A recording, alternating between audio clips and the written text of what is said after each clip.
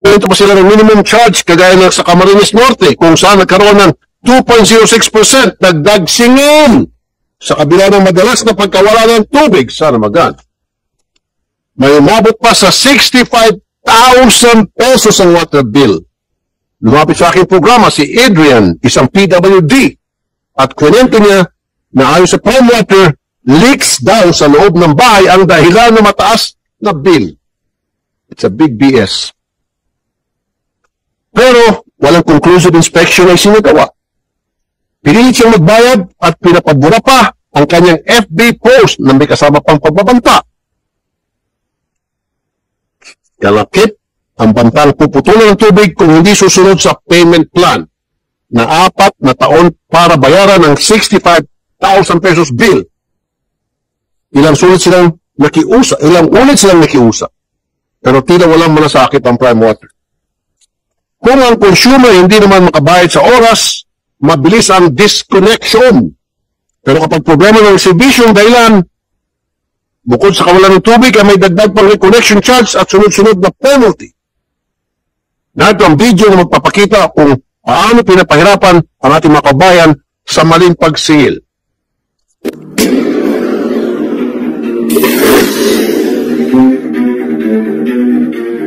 Hindi dumarating ang tubig, pero dumarating ba ang bill? Yes po.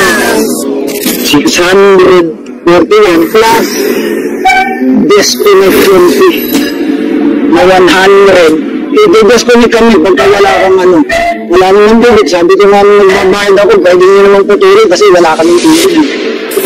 Malaki ang bill na binabayaran namin, walang tulo. Kahit na yung supply nila rito hindi consistent, yung maintenance nila hindi maayos, mag-invento pa sila ng minimum. From 277 yun, 307 na ito.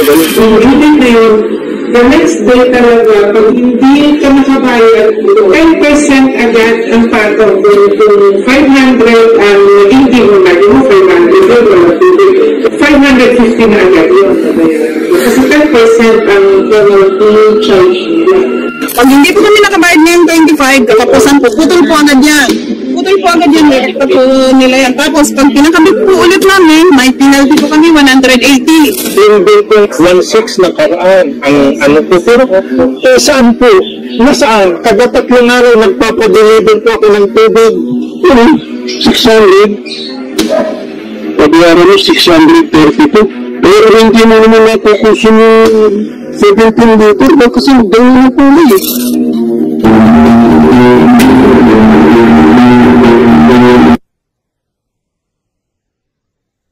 Ang pinagtataka ko at ng ating mga kababayan, pinasok ang mga JVAs with prime water para sa ikaunlad sana ng mga consumers at pati na rin ng mga local water districts. So it begs the question, why would local water districts choose to enter these agreements when some of them were already earning hundreds of millions before? Mahirap sagutin po ito. Ang mga kasagot lamang, ito mga local water district na nagipag-JVA sa prime water. Kumikita na kayo ng maayos milyon-milyon and yet pumasok pa kayo sa JVA with prime water. Pakisagot nga. In San Jose del Monte Water District, halimbawa, the district was earning more than 126 million pesos. One more time. 126 million pesos ang earnings nila. Bago sa prime water. Pagpasok ng prime water, ang earnings nila, 2 million na lang. It defies logic. Bakit? In Cabanatuan City Water District, it was earning more than 74 million. But after the JVA, it incurred a net loss of 28 million.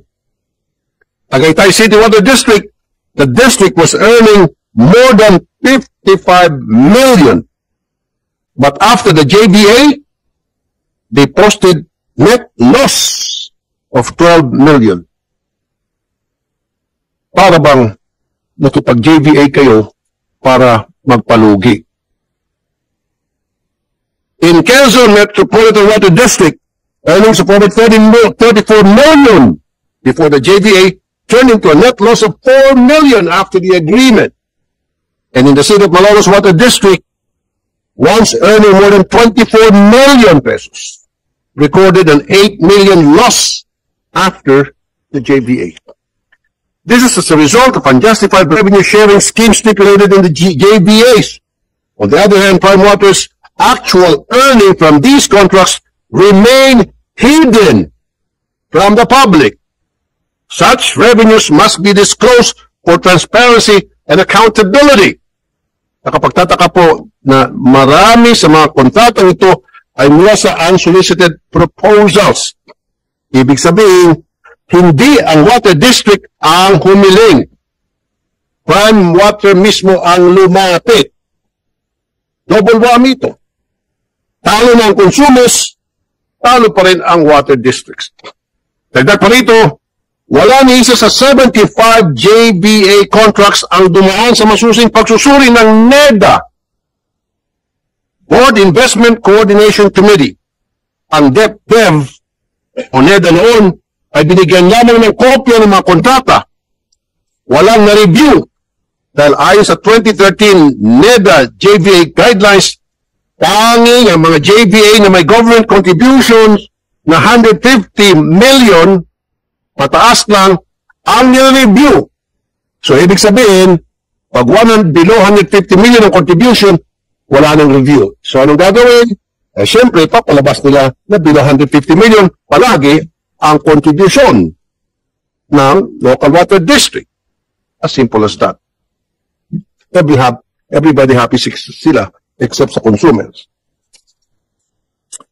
Lahat ay dinideklara mababa 150 million ang government contribution. Sa Dasmariñas Water District ay may 125 million na ang government contribution at sa Bacolod City Water District naman ay 117 million ang government contribution. Pero ayon sa COA sa Marilao District, 117 ang idineklara, pero ito po, ayon sa COA sa Marilao Water District halimbawa, 117 ang dineklara na contribution, pero 212 million ang totoong halaga ng government contribution. Siguro ito mga taga local water district. Eh kaya lang maparusahan at managot din. Dahil nagkikipagsabuatan sila sa kabalastugan.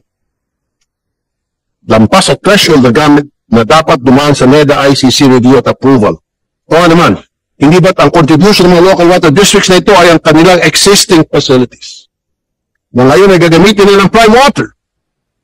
Kung sa San Jose del Monte nga, halos isang treatment plan pa lang ang nagkakalaga na ng 120 million pesos. At talo at tatlo ang kanilang treatment plans. Gayun pa man, hindi pa rito dumaan sa NEDA ICC review. Mapapaisip ka, iniwan na sa mga local water district at private water service provider ang pagtransaksyon ng mga apektadong nagkakalaga ng daan-daang milyon hanggang bilyong piso. Paano nakalusot ang mga ito? Samantalang ang patubig ay isang public utility. Public means Filipinos must be aware of the contracts that affect their daily lives. Hindi dapat tinatago sa publiko ang mga kontrata na ito. Are these JVCs confidential? Big no. Under the Public-Private Partnership or PPP Code, the failure of local water districts to submit executed contracts and project documents to the PPP Centuries Prohibited Act. Punishable! Ito, maraming makukulong siguro dito. Mga taga local water district. Sigurado ako. Punishable by imprisonment and a fine ranging from 1 to 5 million pesos. Medyo malit nga lang, pero at least may makukulong. Moreover, these contracts, at may papainan, should be published on the PPP Center's website and respective water district websites. Confidentiality clauses cannot override the law. Kaya panawagan ng mga consumer sa La Union at San Jose del Monte, Bulacan, gawin nyo ng public ang kontrata. But whether you like it or not, ipapasabi na ko ang kontrata ninyo. Tingnan natin. Hindi kayo mag-comply, I'll cite you in contempt hanggang kayo po'y makulong sa ilalim ng Senado. And while consumers are kept in the dark about the contracts, the people most directly affected, the employees of Water District who dedicated their lives to public service, faced mass retrenchment. Maraming mga nasibak ng mga empleyado na maayos naman ang kanilang pamamalakad, ng kanilang panunungkulan bago pumasok ang prime water. Pero after the JVA, pinagsisibak sila. Kinawawa sila, inapis sila. Dapat may managot dito. In 2020, over 400 employees were retrenched following the privatization of Bacolod City Water District. 59 of these employees were illegally terminated, filed a complaint before the Civil Service Commission, or CSC. The CSC ruled in their favor, ordering the reinstatement and back wages. But 5 years have passed. Justice remains only on paper, as the CSC ruling has yet to be enforced. So, ibig sabihin, walang ngipin itong pinalabas na order ng CSC. In Metro Zamis Water District, the number of employees dropped from 111 before the JBA to only 10 permanent staff after the implementation.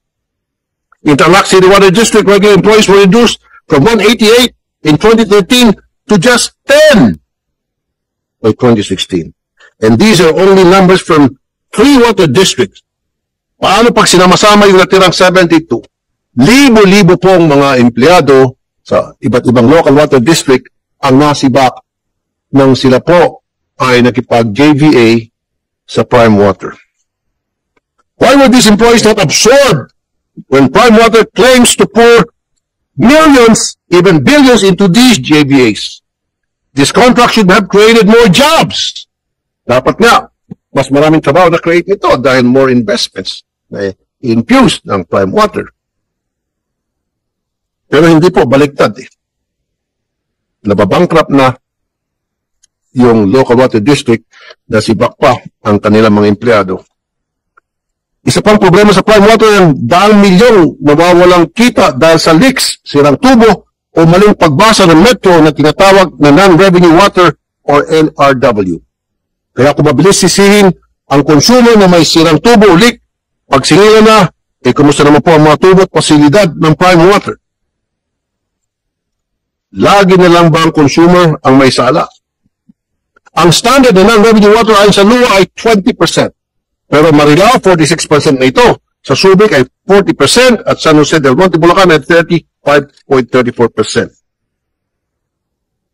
Kung bilyon na dapat ilaan ng prime water sa mga proyekto, bakit napakarami pa rin nasasayang na tubig? Under the Quezon Metropolitan Water District, before the joint venture, NRW was only 23.95%. But in 2023, it has risen to 36.87%. This translates to more than 91 million pesos in foregone sales. For the Camarines Norte Water District, NRW was 21.15% before the JBA. But it has increased to 39.53% according to Commission on Audit. This cost them almost 60 million pesos in lost sales. In Iligan City, NRW was already high at 26.72% before the JBA. But it still went up to 28.82% based on the COA report, and this amounts to over 15 million pesos in foregone sales. While these are some issues in the lack of CAPEX, the Commission on Audit also raised red flags on unusual CAPEX implementation under these JVAs. In Camarines Norte, actual capital expenditures tripled the water district's estimate, leading to excessive costs that are eventually passed on to consumers through recoverable tariffs stipulated in JVAs. In Santa Cruz, Laguna, the declared CAPEX lacked essential documentation. No bills of quantities, no program of work, no detailed costs, no receipts, making it impossible to validate accurately. This raises serious questions. Is this not a breach of contract? If so, should damages or penalties be imposed?